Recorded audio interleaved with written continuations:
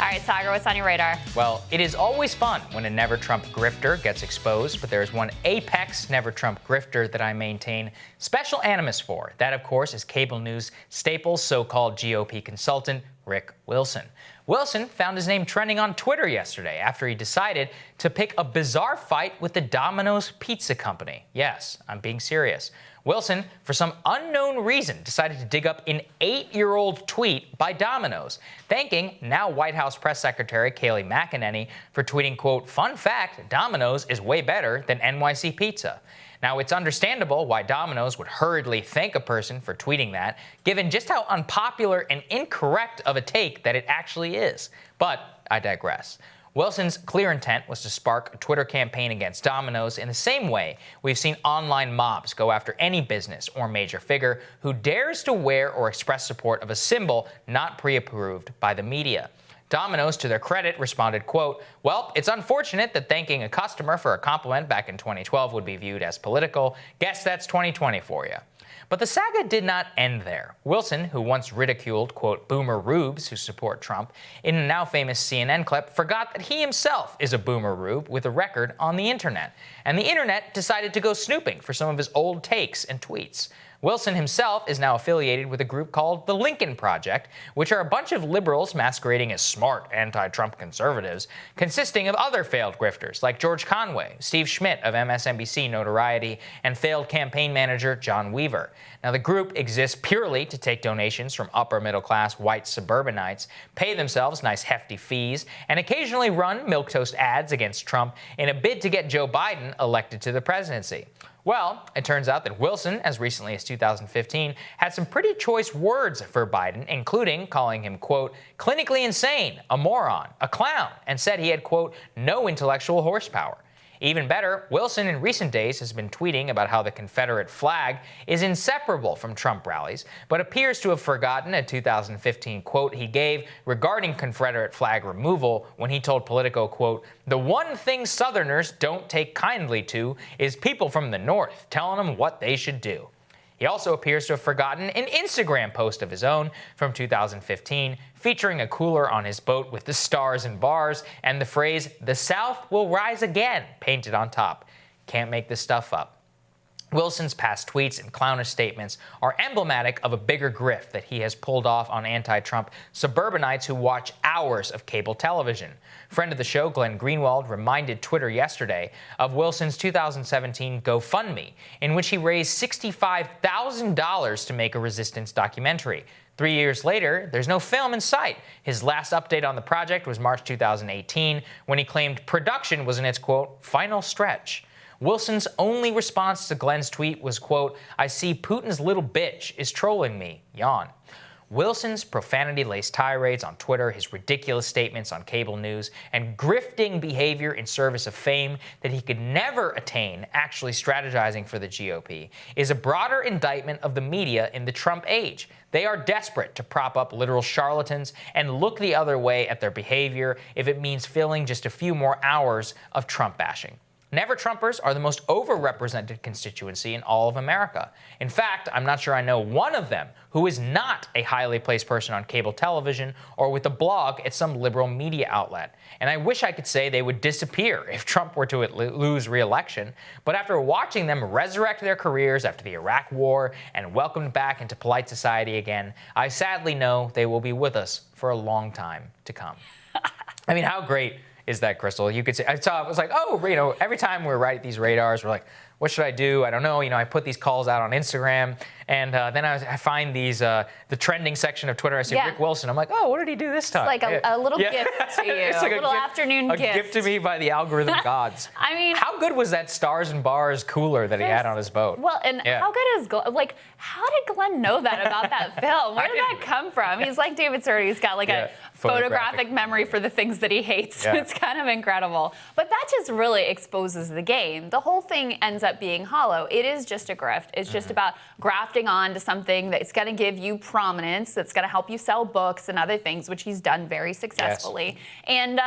And Domino's thing, like, where did you even, I would love to know, how did this come across your right? Like, how did you find this tweet and decide that you want to elevate in this weird way 8 years later or whatever and get owned by Domino's? It's obviously incredibly embarrassing. Yeah. But there's also a more serious discussion here and conversation, and why this matters is that the Democratic Party has basically decided that the Rick Wilsons of the world are the people that they should cater to. Yes. And that's why they are represented on MSNBC in particular, which is, the direct propaganda channel of the DNC, of the Democratic Party establishment. They're represented on CNN as well, but not as much. It's actually really MSNBC that has put these people front and center, propped them up as these resistance heroes and figures of virtue in this age, completely erased, the Confederate flag comments, the nasty comments about Joe Biden, all of his previous positions, support for Iraq war. That's all completely in the past, because now they're on our side to try to take down Donald Trump. And it has massive consequences in terms of what the party will actually do, what it will actually focus on, who they will prioritize, right? Because they're centering the party rather than around the traditional working class base. They're centering it around these corporate tools, basically, who are perfectly in line with the Chamber of Commerce, super into, always have been, free trade absolutists, and that is and militaristic, yes. All of those instincts. Those are the people that the party is actually being centered around and driven for. So it's sort of a stupid Twitter fight, but it actually has real consequences for the policy direction of the Democratic Party, which looks very likely to take back the Senate and the White House at this point. Yes, exposing these people is dramatically important because it reveals what the predominant ideology that these people want, which is that this entire project of Never Trump and all that is grafted and grifted on, because that is who the corporate media and even the moneyed elites in the Democratic Party, that's the Republican Party that they want. They want a Republican Party of Mitt Romney and Paul Ryan on tax cuts that they can control and they can push their agenda there. And then they want a social liberal party who also is generally on board, but with a little bit less tax cuts and regressive tax cuts and tax policy on the left. So that way, that's how they control the entire narrative. That's how they control everything. And with the Never Trumpers, they want to return that consensus that the left and the right had on invading Iraq, on cutting taxes, on cutting Social Security, on many of these other things, on free trade, making free trade with China. These are the things that they desperately want and to create. The problem is it's fake. There's no actual constituency for it.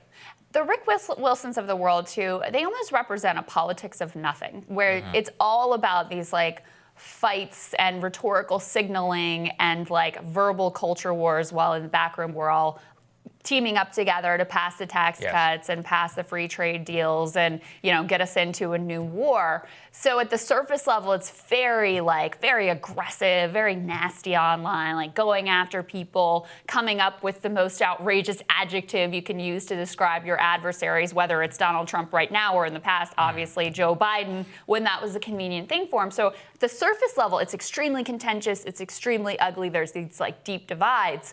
But actually what's getting done, there's a ton of consensus on, so it's only signaling a divide, and it ends up being essentially, like I said, sort of politics of nothing in terms of the public persona is just about signaling your resistance, your displeasure with the other side, where actually you are teaming up together and working against the interests of the American people. And you may say, oh, this doesn't matter. Why are you focusing on this person? Well, this person is #1 New York Times bestseller, right? This is a person who has hours of cable news, who has made oceans of money off of these types of things. This is a person who has been propped up by MSNBC and these gatekeepers and all these other people for the express purpose of trying to push a fake political project. I don't think I've ever seen a better example of trying to manufacture consent than the Never Trump movement. By the way, they have a new ad. Of course they have a new ad. And you know what? I'm glad you pointed that out, which is that what do you think that they were trying to capitalize on in order to get more upper middle class, white suburbanite, MSNBC, Rachel Maddow viewers? Let's take a listen. Something's wrong with Donald Trump. He's shaky, weak, trouble speaking, trouble walking. So why aren't we talking about this? And why isn't the press covering Trump's secretive midnight run to Walter Reed Medical Center? Why do so many reporters who cover the White House pretend they can't see Trump's decline? The most powerful office in the world needs more than a weak, unfit, shaky president. Trump doesn't have the strength to lead, nor the character to admit it. We're not doctors, but we're not blind. It's time we talk about this. Trump is not well. Yeah, I mean, that's resistance porn. That's what it is. Yeah. There's no other way to describe just like outright conspiracy theorizing and just resistance porn in order to try to gin up a bunch of people who are like, we owned Trump by funding a stupid ad like this one. Yeah, I like that drinking with two hands is now a sign of like These are heavy dire, mugs, by the way. dire health issues. And the rant, we covered the rant thing. I was actually really interested to see what the whole rant thing was all about when this was unfolding on Twitter on Saturday or whatever. I was like, wow, this video must have been crazy because people are losing their minds over it. I was like, wait, this is it? I mean, it's kind of funny to see. I think the Republicans in general go so much harder in their ads and in their political attacks than Democrats do.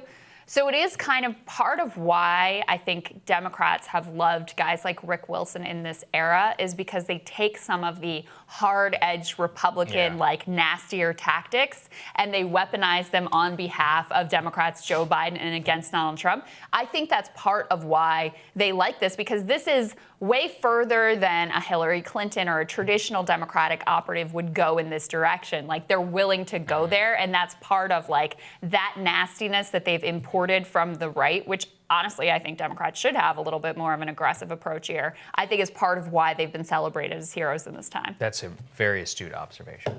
Next on Rising, friend of the show, Colin Rogero, is back to weigh in on the 2020 race when Rising returns.